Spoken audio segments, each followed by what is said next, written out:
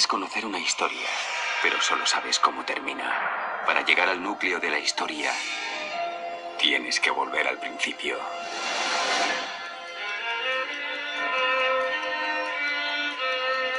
Europa estaba siendo azotada por una terrible epidemia de peste negra y por miles de asesinatos por la llamada Santa Inquisición, y con las cruzadas casi llegando a su fin aconteció el enfrentamiento del aquel entonces rey Felipe IV el Hermoso y el Papa Bonifacio VIII, cada uno pretendiendo afirmar la primacía absoluta de su poder. Se resolvió con la derrota papal y el establecimiento de los papas en Aviñón desde el 1309, bajo el estrecho control del rey de Francia y los cardenales franceses, lo que acabó por desencadenar el cisma de Occidente entre el 1378 y el 1418, cuando el catolicismo se volvió a fragmentar durante 40 años, cuando dos obispos, y a partir de 1410 incluso tres, se disputaron la autoridad pontificia, algo común en la época, donde todos querían el poder que movía reyes y reinos a su antojo, y Francia empezaba a molestar al chollo papal.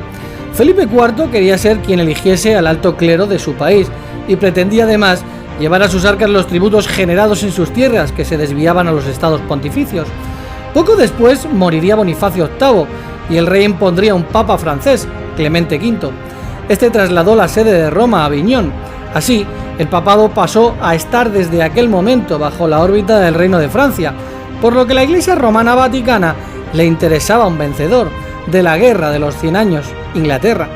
En el año 1337 al 1453 se produjo la Guerra de los 100 Años entre Francia e Inglaterra, donde católico mató a católico.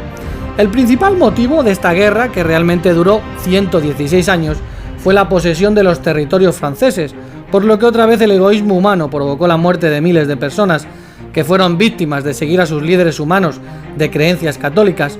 Curiosamente, cada rey era coronado por la propia Iglesia Católica, que enseñaba que los reyes eran coronados directamente por Dios.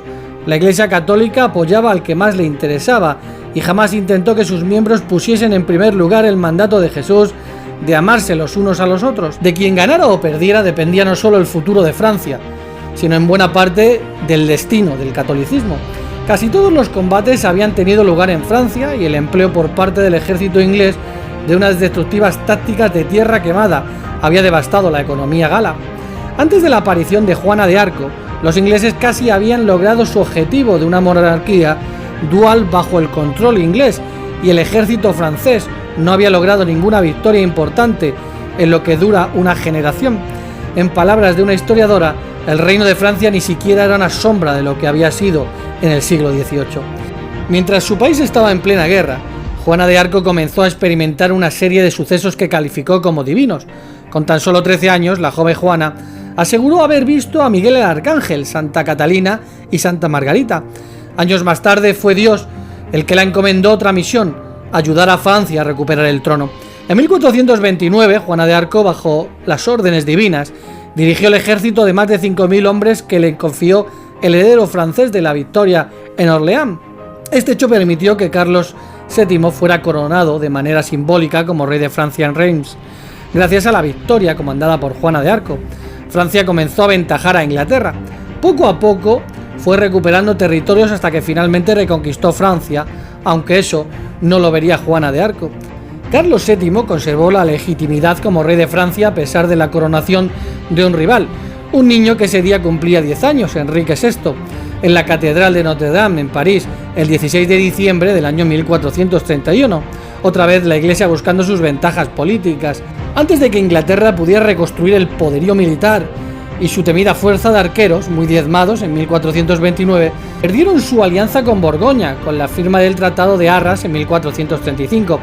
El duque de Bedford murió ese mismo año y Enrique VI se convirtió en el rey más joven de la historia de Inglaterra en gobernar sin un regente. Su débil liderazgo fue proclamado el factor decisivo en el final de tan prolongado conflicto en Francia.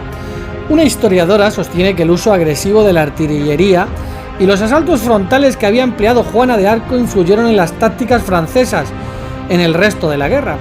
En cierta ocasión, Juana de Arco pidió a Carlos VII que convocase a los notarios de la corte para que dieran fe de lo que iba a suceder y dijo: «Señor, ¿me prometéis darme lo que os pida?».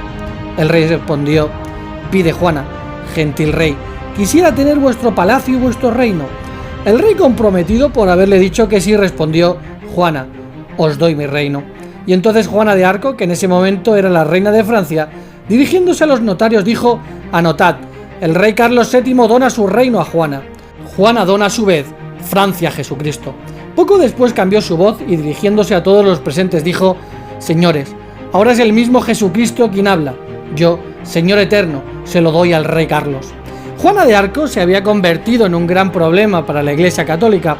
Juana de Arco se había convertido en un gran escollo para sus intereses y ahora era un emblema nacional, por lo que el 23 de mayo de 1430 fue capturada por la fracción borgoñesa, un grupo de nobles franceses aliados con los ingleses. Fue después entregada a los ingleses y procesada por el obispo Pierre Cauchon por varias acusaciones. El juicio por herejía al que fue sometida Juana de Arco tuvo motivaciones políticas. El tribunal estaba compuesto enteramente por clérigos proingleses y borgoñeses y supervisado por comandantes ingleses, incluidos el duque de Beaufort y el conde de Warwick. Declarada culpable, el duque Juan de Beaufort la quemó en la hoguera en Rouen el 30 de mayo de 1431, cuando tenía alrededor de 19 años de edad. La Guerra de los 100 años duró otros 22 años más después de la ejecución de Juana. En 1456, un tribunal inquisidor autorizado por el Papa Calixto III examinó su juicio, anuló los cargos en su contra y la declaró inocente y la nombró mártir.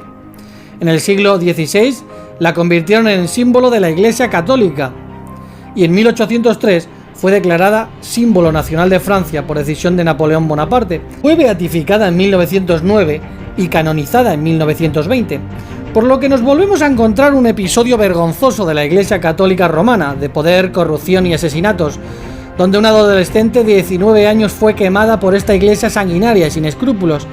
Jamás intentaron parar la guerra de los 100 años entre católicos, pues sus intereses estaban con el bienestar de Inglaterra y la caída de Francia, que quería manejar la Santa Sede a su antojo.